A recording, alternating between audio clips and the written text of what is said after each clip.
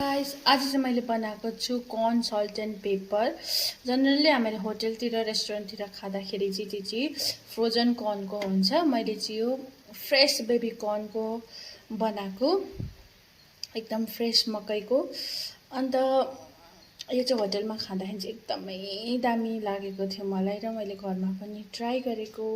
अब म टेस्ट गरेर भन्छु तपाईहरुलाई यसको टेस्ट चाहिँ कस्तो भएछ भनेर। नि भुजियामा मिक्स गरेर खाएको कि भुजियामा मिक्स गरेर खाँदाखेरि चाहिँ झन् मिठो हुँदो रहेछ। तपाईहरु पनि ट्राई गर्नुहोस्।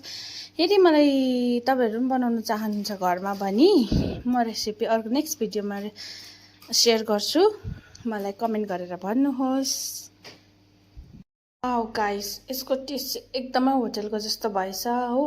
तपाई पनि ट्राई गर्न चाहनुहुन्छ भने म नेक्स्ट भिडियोमा यसको रेसिपी शेयर गर्छु। र लाइक कमेन्ट शेयर गर्न नबिर्सिनुहोस् होला र मेरो पेजलाई प्लिज फलो गरिदिनुहोस्। बाइ।